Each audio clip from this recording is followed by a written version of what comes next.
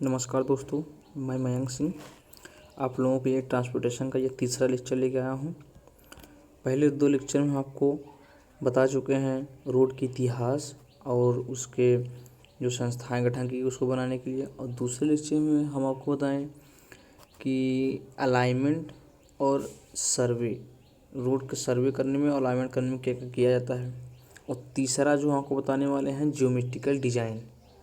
दूसरे हम आपको बताए थे ज्योमेट्रिकल डिज़ाइन को प्रभावित करने वाले कारक, जैसे व्हीकल कैरेक्टरिस्टिक्स। उसके बाद अन्य उस functional classification of road, economy, drainage, safety, अन्य चीज़ें हम आपको बता चुके हैं कि क्या क्या फैक्टर प्रभावित करते हैं ज्योमेट्रिकल डिज़ाइन को। अब तीसरे लेक्चर में हम आपको बताएंगे कि ज्योमेट्रिकल डिज़ाइन के अंदर क्या क्या स्टडी किया जाता है। तो पहला जो है वो है cross section alignment. Cross section होता है अनुप्रस्थ काट का जो संरेखण होता है, मतलब जो पेमेंट बनाया जाता है उसको बारे में हम आपको ये बताएंगे क्रॉस सेक्शन अलाइनमेंट के बारे में। दूसरा है साइड डिस्टेंस। साइड डिस्टेंस मतलब कि रोड पर चलते समय सेफ्टी या विजिबिलिटी के लिए जो एक दर्श दूरी होती है कि कितनी दूरी से हमें आने वाली गाड़ी या हमारे आगे चलने वाली कितनी दूरी से हमको अच्छे से दिखाई दे रही है। तीसरा जो है हॉरिजॉन्टल कर्व। हॉरिजॉन्टल मतलब मोड़ पर कर्व दिया जाता हो, वो कितने दिया जाता है, वहाँ कर्व पर सुपर एलिवेशन कितना दिया जाता है। तो इस प्रकार हम चीज़ें आपको हॉरिजॉन्टल कर्व में बताएंगे। चौथा जो वर्टिकल कर्व। वर्टिकल कर्व ज़्यादातर पहाड़ी क्षेत्र में दिया जाता है, जो ऊंचाई पर चढ़ते समय या ढलाई पे आते समय इसमें वर्टिकल कर्व दिया जाता है। तो आइए हम शुरू करते हैं। पहला जो हेडिंग है वो cross section alignment. Cross section alignment मतलब पेमेंट ऐसा होना चाहिए कि लाइफ भी अधिक हो, साथ ही साथ राइडिंग कंफर्ट और सेफ्टी भी बना रहे। पेमेंट इस प्रकार में बनाना चाहिए कि वो ज़्यादा समय तक टिके, खराबी उसमें ना आए, और उस पर चलाते समय, गाड़ी को चलाते समय हमें आरामदायक महसूस हो और सेफ्टी भी बनी रहे, सुरक्षा की दृष्टि से भी वो पेमेंट सही रहे। तो पेमेंट को निम्न फैक्टर प्रभावित करते हैं। तो जो पहला फैक्टर है वो friction between tyre and payment, मतलब टायर और पेमेंट। पेमेंट मतलब जिस सतह पर गाड़ियाँ हमारी चलती हैं। रोड का जो हमारा रोड जो बनाया जाता है वो उसका चौड़ाई या उसका जो फॉर्मेशन होता है बहुत ज़्यादा होता है, लेकिन पेमेंट वो सतह है जहाँ पर गाड़ियाँ चलती हैं। तो friction between tyre and payment, tyre and payment के बीच लगने वाला जो घर्षण है वो प्रभावित करता है। तो फ्रिक्शन का मान पर्याप्त होना चाहिए, क्यों अधिक मान होने से टूट फूट, वियर एंड टीयर की समस्या उत्पन्न हो जाती है, और कम फ्रिक्शन होने पर निम्न प्रॉब्लम आता है। फ्रिक्शन हमारा ऐसा होना चाहिए कि उसमें वियर एंड टीयर की समस्या भी ना हो, गाड़ी चलाते समय ज़्यादा हमको फ्रिक्शन महसूस ना हो, और फ्रिक्शन कम भी नहीं होना चाहिए। तो फ्रिक्शन कम होने पर क्या क्या समस्याएं उत्पन्न होती है, ये है पहला स्किड। यदि लॉन्गिट्यूडनल डिस्टेंस मतलब जैसे गाड़ी हमारी चल रही है तो उसका जो ये डिस्टेंस है, गाड़ियाँ मान लीजिए हमारे साथ चल रही है, तो लॉन्गिट्यूडनल डिस्टेंस उसके पहिए का जो परिधि है उसके डिस्टेंस के मान से अधिक है, तो इस अवस्था को कहते हैं स्किड। और यदि तो दूसरा है स्लिप। यदि अनुदैर्ध्य दूरी, लॉन्गिट्यूडनल डिस्टेंस उसकी परिधि दूरी से कम हो तो उसे स्लिप कहते हैं। इसका मतलब क्या है, स्किड में गाड़ी क्या करती है, बिना पहिया घूमे गाड़ी ढाल से फिसल जाती है, बिना पहिया घूमे। तो उसका लॉन्गिट्यूडनल डिस्टेंस हमने तय कर लिया, लेकिन जो परिधि दूरी, पहिया अगर घूमा नहीं तो हमको परिधि दूरी पता नहीं चला, मिला नहीं, तो इसलिए लॉन्गिट्यूडनल डिस्टेंस ज़्यादा हो जाता है और परिधि दूरी कम हो जाती है। और दूसरा स्लिप जो है, स्लिप कंडीशन क्या होता है, स्लिप में ये होता है कि स्लिप में पहिया एक ही जगह घूमता रहता है, बार बार एक ही जगह स्लिप करता रहता है। जिससे लॉन्गिट्यूडल दूरी तो बिल्कुल नहीं तय होती, लेकिन परिधि दूरी तय हो जाती है। तो इसी प्रकार से इसी को स्लिप कही जाती है। उसकी दूरी लॉन्गिट्यूडल दूरी परिधि दूरी से कम है तो उसको स्लिप कहते हैं। फ्रिक्शन को निम्न फैक्टर प्रभावित करते हैं। अब बताते हैं फ्रिक्शन के क्या क्या फैक्टर प्रभावित करते हैं। पहला था कि पेमेंट को निम्न फैक्टर प्रभावित, पेमेंट को फ्रिक्शन टायर ऑफ पेमेंट की प्रभावित करता है। अब फ्रिक्शन को निम्न फैक्टर प्रभावित करते हैं। पहला है टाइप ऑफ पेमेंट। यदि पेमेंट सीसी का, सीमेंट कंक्रीट का या बिटुमिन का हो तो ऐसे केस में फ्रिक्शन का मान कम होता है, लेकिन पेमेंट ग्रेवल या WBM का हो तो फ्रिक्शन का मान अधिक होता है। सीमेंट कंक्रीट और बिटुमिन का होने से ये फ़ायदा है कि हमारा फ्रिक्शन स्मूथ होता है, तो हमारा पेमेंट स्मूथ होता है तो उसमें फ्रिक्शन कम रहता है। लेकिन यदि वही पेमेंट अगर ग्रेवल का बना हो या WBM का बना हो तो वो उसमें ऊबड़ खाबड़ ज़्यादा होते हैं, जिससे फ्रिक्शन ज़्यादा लगता है टायर और पेमेंट की, जिससे गाड़ी चलाने में बहुत दिक्कत पैदा होती है। दूसरा कंडीशन है कंडीशन ऑफ पेमेंट। यदि पेमेंट ड्राई अवस्था में है तो फ्रिक्शन का मान अधिक होगा। यदि पेमेंट वेट मतलब गीला अवस्था में है तो फ्रिक्शन का मान कम होगा। पेमेंट यदि सूखा है तो फ्रिक्शन का मान अधिक होगा, क्योंकि उसमें ज़्यादा रगड़ खाएगा तो उसमें गाड़ी जिस दिशा में चल रही है उसके विपरीत दिशा में फ्रिक्शन फोर्स ज़्यादा काम करेगा। यदि गीला अवस्था में पेमेंट है तो फ्रिक्शन का मान कम होगा, गाड़ी कुछ आसानी से स्लिप करती हुई आराम से जाएगी। Condition of tyre. फ्रिक्शन को टायर का कंडीशन भी प्रभावित करता है। यदि टायर नया है तो फ्रिक्शन का मान अधिक होगा, लेकिन यदि टायर पुराना है तो फ्रिक्शन का मान कम होगा। टायर का नया पुराना होने से भी फ्रिक्शन प्रभावित होता है। टायर नया उसमें जो गोटी बनी होती है उससे फ्रिक्शन ज़्यादा काम करेगा, लेकिन यही अगर ये हमारा टायर पुराना है तो उसमें जो गोटी होती है वो ख़राब हो जाती है तो फ्रिक्शन कम लगता है। चौथा जो है स्पीड एंड वेट।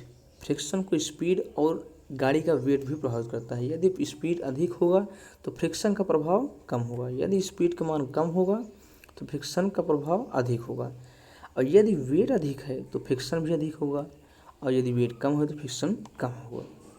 फ्रिक्शन दो प्रकार के होते हैं। पहला लॉन्गिट्यूडिनल फ्रिक्शन। यह फ्रिक्शन जो रोड के एलॉन्ग कार्य करता है। रोड के एलॉन्ग मतलब यदि रोड इस प्रकार है तो गाड़ी चल रही है तो ये फ्रिक्शन रोड के एलॉन्ग कार्य करता है। यदि गाड़ी इधर चल रही है तो हमारा फ्रिक्शन इधर लगेगा, तो ये रोड के एलॉन्ग कार्य करता है।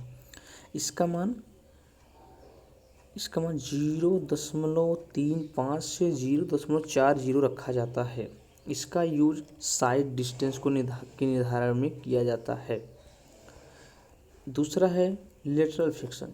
जो फ्रिक्शन रोड के परपेंडिकुलर कार्य करता है उसे लेटरल फ्रिक्शन कहते हैं। जैसे रोड हमारा इस प्रकार बना है, गाड़ी इस प्रकार चल रही है, तो ये फ्रिक्शन रोड के परपेंडिकुलर इस प्रकार कार्य करता है, तो इसे लेटरल फ्रिक्शन कहते हैं।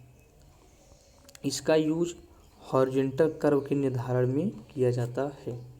ये सब बहुत महत्वपूर्ण टॉपिक हैं। इसी प्रकार आप सेमेस्टर एग्जाम में लिखेंगे तो काफ़ी अच्छा होगा। और इसमें अब देखिए सेकेंड इफेक्टिव फैक्टर, जो हमारा पेमेंट को सेकेंड फैक्टर प्रभावित करता है वो है स्मूथनेस।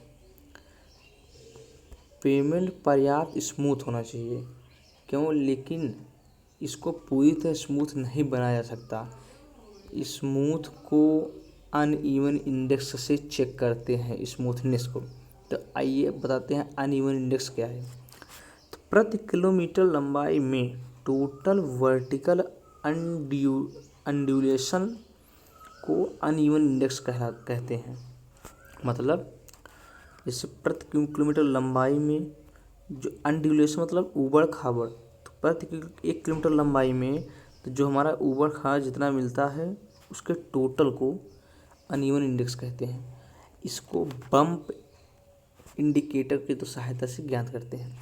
यदि इसका मान 1500 mm प्रति किलोमीटर से कम है, मतलब 1 किलोमीटर में 1500 mm है, तो यह रोड की अच्छी कंडीशन को बताता है। मतलब यदि 15 mm प्रति किलोमीटर से कम है, मतलब ऊबड़ खाबड़ ज़्यादा नहीं है, तो रोड के अच्छे कंडीशन को दर्शाता है।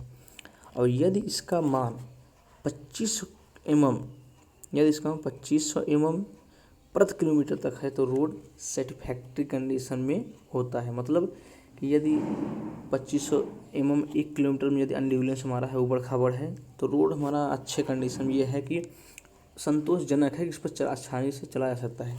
ऐसे केस में मैक्सिमम स्पीड को 100 किलोमीटर प्रति घंटा तक लिमिट कर जाता है। मतलब इस प्रकार के पेमेंट में मैक्सिमम स्पीड को ही एक निर्धारित कर दिया जाता है कि इस पेमेंट पर, इस ऊबड़ खाबड़ ज़मीन मतलब पेमेंट पर 100 किलोमीटर प्रति घंटे की चाल से ही चला जा सकता है।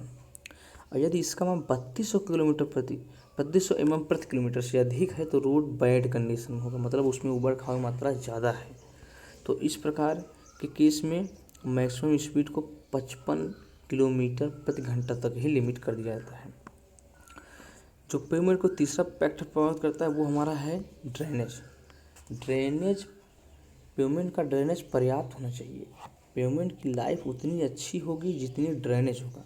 ड्रेनेज हम आपको पहले कई बार बता चुके हैं। ड्रेनेज मतलब कि पेमेंट से पानी की निकासी कितनी अच्छी तरीके से है, वही हमारा ड्रेनेज है।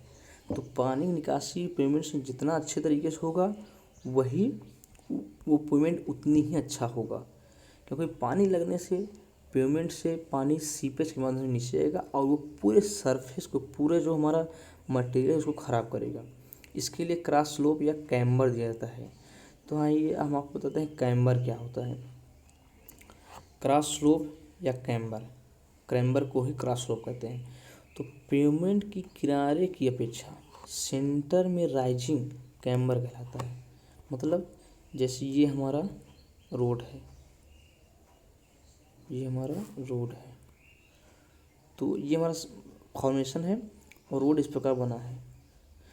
तो ये हमारा मान लीजिए सेंटर पॉइंट है, इस तरफ एक लेन है, ये लेन दूसरा। तो हमारा यहाँ सेंटर से किनारे की अपेक्षा, यहाँ की अपेक्षा सेंटर में राइजिंग, किनारे की अपेक्षा सेंटर में राइजिंग, ये इस प्रकार कैम्बर, यही हमारा कैम्बर हो गया। सेंटर में राइजिंग, यही हमारा कैम्बर हो गया। तो यही कैम्बर मतलब किनारे की अपेक्षा सेंटर में राइजिंग कैम्बर कहलाता है। राइजिंग मतलब थोड़ा ऊंचाई। अब कैम्बर को किन शेप में बनाया जाता है ये बताते हैं हम आपको। कैम्बर को पैराबोला भी बनाया जाता है, स्ट्रेट लाइन भी बनाया जाता है, कंबाइंड पैराबोला बनाया जाता है, कंबाइंड पैराबोला और स्ट्रेट लाइन बनाया। आपने देखा होगा कि ज़्यादातर ये देखा है WBM रोड पे या बिटुमिनस रोड पे पेमेंट ये कैम्बर कुछ इस प्रकार दिया जाता है, इस प्रकार। लेकिन वही रोड अगर हमारा सीमेंट कंक्रीट का है तो पेमेंट को तीखा दिया जाता है, ये इस प्रकार सीधा एकदम स्ट्रेट लाइन। तो इस प्रकार को पेमेंट कैम्बर को पैराबोला और स्ट्रेट लाइन भी बनाया जाता है। कैम्बर का मान निम्न प्रकार से रखा जाता है। तो पेमेंट के हिसाब से कैम्बर का मान तय किया जाता है। तो सीमेंट कंक्रीट और बिटुमिन रोड के लिए जहाँ हैवी है, मतलब जहाँ ज़्यादा वर्षा होती है वहाँ कैम्बर 2% जाता है, और जहाँ कम वर्षा होती है वहाँ 1.7% दिया जाता है, क्योंकि वहाँ ड्रेनेज कम हो सकता है, तो वहाँ पानी बरसता नहीं तो ड्रेनेज कम हो सकता है। अब WBM या ग्रेवल रोड के लिए हैवी रेन में 3% और लाइट रेन में 2.5%। अर्दन डैम जहाँ मिट्टी का रोड होता है वहाँ 4% हैवी रेन में, और लाइट रेन में 3%। तो इस प्रकार कैम्बर हमारा दिया जाता है। जनरली जो कैम्बर पेमेंट में दिया जाता है वही सेम कैम्बर शोल्डर में भी दिया जाता है लेकिन यही कैम्बर का मान 3% से अधिक हो तो ऐसे केस में शोल्डर के कैम्बर को 0.5% बढ़ा दिया जाता है। शोल्डर के बारे में हम आपको बताएंगे, लेकिन थोड़ा आपको बता दें। शोल्डर में तो जैसे रोड हमारा बना है, तो जहाँ तक हमारा रोड बना है उसके बाद कर्व के बाद का जो एरिया होता है कर्व वाला, वही हमारा शोल्डर कहलाता है, जहाँ से हमारा फॉर्मेशन शुरू होता है रोड का। क्राउन के बारे में बताते हैं। रोड के सबसे हाईएस्ट पॉइंट को मिलाने वाली लाइन क्राउन कहलाती है। जैसे रोड हमारा बना है CC रोड, यहाँ से हमारा एक लेन ये है, एक लेन, यहाँ से कैम्बर हमको देना है दोनों तरफ। तो जो ये हाईएस्ट पॉइंट है इसको मिलाने में जो पूरी रेखा होती है वही हमारा क्राउन कहलाता है। आइए बताते हैं एडवांटेज ऑफ कैम्बर। कैम्बर का क्या क्या लाभ होता है।